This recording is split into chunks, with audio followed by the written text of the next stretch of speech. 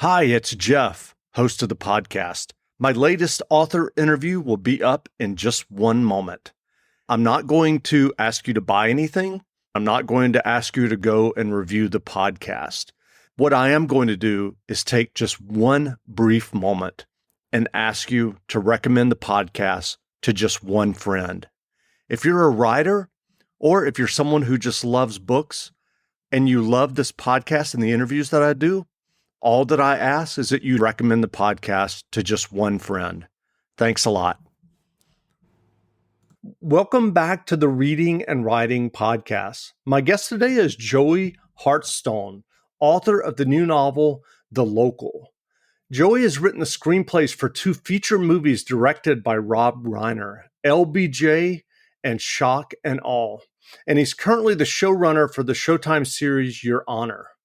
Actor Woody Harrelson said about the novel The Local has everything I love in a book. It's a thriller, a whodunit, and a sexy courtroom drama. It's a real page-turner with fascinating characters that takes place in my home state of Texas. Enjoy. Joey, welcome to the podcast. Thanks so much for having me. Absolutely. Well, if someone listening hasn't yet heard about your novel, The Local, how would you describe the novel? It's a legal thriller set in the East Texas town of Marshall, where there are more patent infringement lawsuits than anywhere else in the country. And so the main character is named James Euchre, and he is a patent attorney who gets drawn into his first murder trial when a client that he's representing, a corporate client that he's representing, gets charged with killing someone. And I'm curious, do you remember the original idea or impetus that led you to write The Local? Yeah, a good friend of mine named Nathan Speed, who's an intellectual property lawyer in Boston, was visiting LA a few years back, and I went to college with Nathan, and he was telling me about how his work takes him to this small town in Texas, and that struck me as odd. So I asked him why, and the more he explained to me what was going on in this little town, the more intrigued I was. And then he told me that basically, all the major corporations in the country at one time or another will get sued here, and they have big teams of lawyers from major cities who represent them, but each team needs a local counsel to serve as sort of the liaison between this big team and the local juries. And so I knew that. And I'm curious, given what I mentioned in the intro, did you write The Local first as a screenplay? No, but I developed it in my mind thinking that's what it was going to be.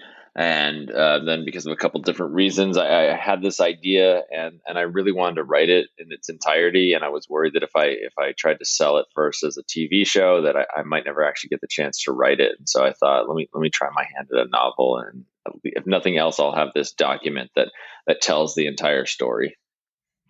And I'm curious, given that you're a screenplay writer, which is a very structured writing form, what was the writing process for you when you were working on The Local? Did you write a detailed outline or a beat sheet? Yeah, I did. I enjoyed the structure of screenwriting. I think a lot of novelists who start out with novels and then go to screenwriting actually don't like it, but I like the rules, and so the first thing I did was try to find out what are all the rules of the novel, of the types of novels of this genre that I'm trying to write. And then I did a very thorough outline. I probably spent more time writing my outline than I did my first draft, so I knew everywhere that the story was going to go. And I'm curious, what was the experience like for you of writing a novel versus writing a screenplay or a television script? Yeah, in some ways, it felt like writing a really long movie or writing the entirety of a series all in sort of one take. But it was similar in a lot of respects, and then sort of the solitary nature of it was what was different, because I've been in a TV writer's room for the past 5 or 6 years, and so I'm usually working with other writers. So it was a bit lonelier, but it was a really fun and rewarding experience, and I got to do a couple types of things with my writing that I'm not able to do with screenplays, because you can't really get inside the character the same way and talk about what they're thinking the way you can with a book. And I'm wondering, are you planning to write another novel? Or are you working on one now?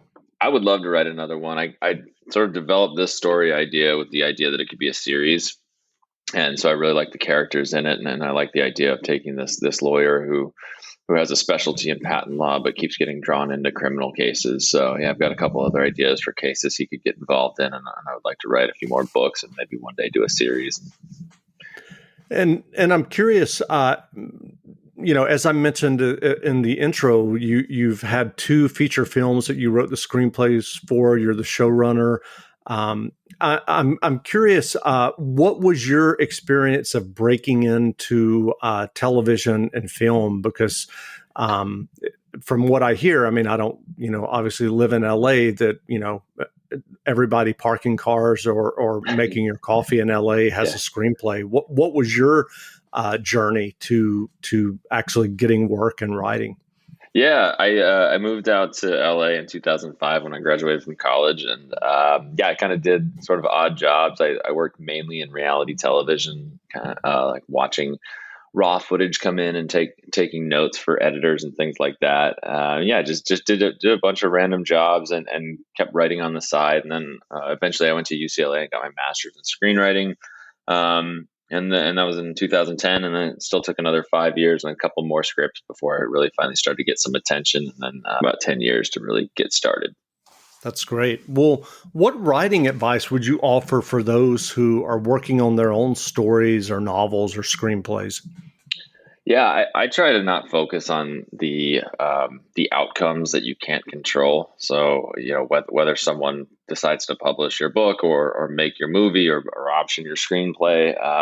I think what serves me is at least that I really enjoy the process of writing, and I get a good sense of fulfillment when I've completed a piece of work.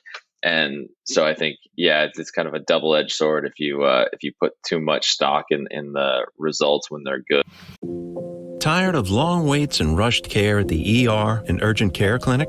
Next time, stay home and let Dispatch Health bring the power of the hospital to you. I call Dispatch Health. A care team of medical professionals actually come to your house. They're the same caliber of people that you would see if you were at a hospital or an urgent care. Dispatch Health can treat most non-life-threatening emergencies. They can do the x-rays, they can do stitches, urinary tract infections, blood test, urinalysis, ultrasound. It's almost everything that they can do at the ER. You never feel rushed. They're there for you and only you. I felt like their only patient. And it costs no more than a trip to urgent care because Dispatch Health is covered by most insurance, including Medicare. See if we serve your home at dispatchhealth.com. Dispatch Health really went above and beyond. It's wonderful to have care come to your home. House calls are back, and they're better than ever. Learn more at dispatchhealth.com.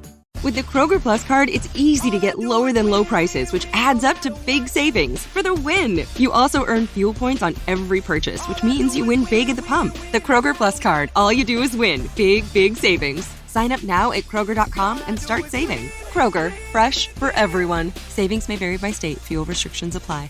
Choose from a great selection of digital coupons and use them up to 5 times in one transaction. Check our app for details. Kroger, fresh for everyone. And I'm curious with LBJ, was that something that you kind of developed on your own, or was that written? Did someone come to you? I mean, did you sit down and say, like, I'm going to write a screenplay of a biopic of LBJ? Yeah, there's two producers named Tim and Trevor White. They're brothers, and they have a company called Star Thrower Entertainment. They just did the King Richard movie, the Richard Williams, Venus and Serena's father movie. But so they kind of came to LA about the same time I did, and we all have a mutual affection for political stories and biopics. And so they had this idea of doing a movie about Lyndon Johnson from basically his vice presidency through the first few days of his presidency. And I thought it sounded great. So I did a bunch of research and then pitched them kind of the way I would tell the story. And then we developed the script for about a year or so, and then interested in making it into a real movie. So did you read the famous LBJ biographies? Yeah, the Caro books. Caro, yeah, exactly. The weighty tombs. They're really good. It's incredibly well researched and also just such great character studies. I mean, they take a long time to read, but they're not difficult to read. They're very, very fun, and the characters come to life. So yeah, there's no shortage of good reading on LBJ, but that's kind of the premier biographies. And I'm curious, what was your experience like in terms of a writer with a feature film like that? Did what you write, did the majority of it end up on the screen? Yeah, I did. I had probably the best first experience one could have as a screenwriter because, yeah, you put your heart into these screenplays, and then if you're very lucky, it gets sold and produced, and then often as a first time screenwriter, you get rewritten and you sort of get removed from the equation. And that can happen, especially too, when you have a really experienced director. And it just so happened that Rob Reiner was the director on this movie, and he is an incredibly kind and gracious man, and likes collaborating. And so, even though he certainly had a lot of creative influence on the script, he liked sitting down with me and talking about the script and lines of dialogue and scenes. And so, I got to be part of the process the whole way, watching different cuts of the movie. Very fortunate experience for me. That's great. Well, what books have you read recently that you enjoyed, either fiction or nonfiction? Yeah, I keep talking about a guy named PJ Vernon wrote a book called Bathhouse, which came out from the same publisher as mine, Doubleday, and I read that right around the same time that the local was getting purchased, and then I was doing the edits for that, and so I've sort of followed PJ and tried to emulate some of his path.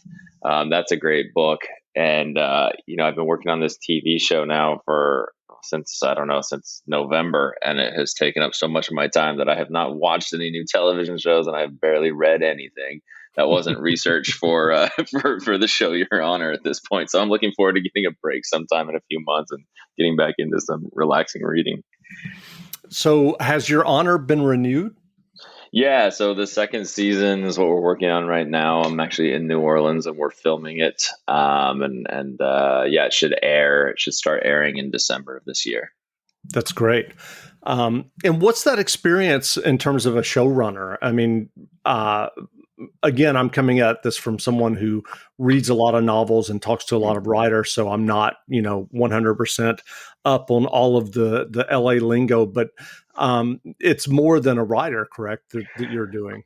Yeah, so like on season one, I was in the writers' room. So I think we had 8 writers, and then Peter Moffat was the showrunner and the creator of the show. And so basically, back before COVID, it was you'd be in a room with a handful of other writers, and you'd have whiteboards, and you'd break the stories, and then each writer one by one would take their own episode and go write it, and then Peter would rewrite it and sort of shepherd the entire series to air.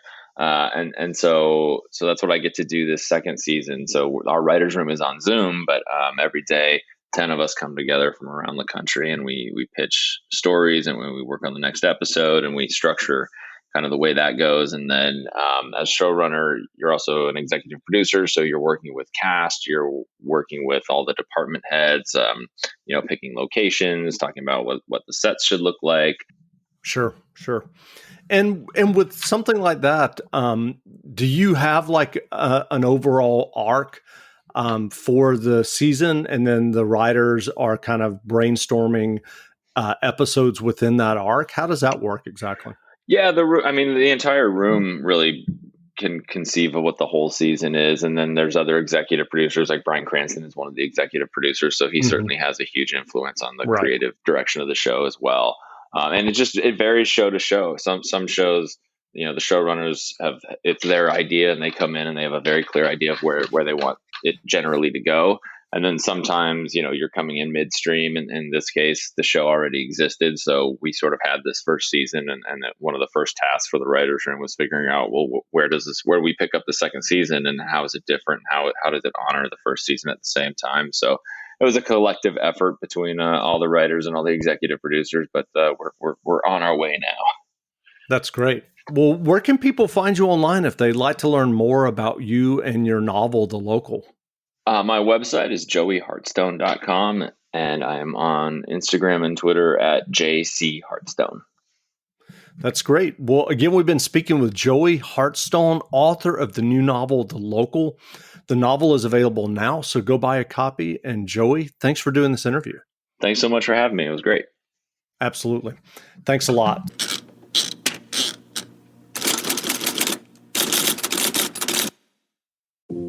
Tired of long waits and rushed care at the ER and urgent care clinic? Next time, stay home and let Dispatch Health bring the power of the hospital to you. I call Dispatch Health. A care team of medical professionals actually come to your house. They're the same caliber of people that you would see if you were at a hospital or an urgent care. Dispatch Health can treat most non-life-threatening emergencies. They can do the x-rays, they can do stitches. Urinary tract infections, blood test, urinalysis, ultrasound. It's almost everything that they can do at the ER. You never feel rushed. They're there for you and only you. I felt like their only patient. And it costs no more than a trip to urgent care because Dispatch Health is covered by most insurance, including Medicare. See if we serve your home at dispatchhealth.com. Dispatch Health really went above and beyond. It's wonderful to have care come to your home. House calls are back, and they're better than ever. Learn more at dispatchhealth.com.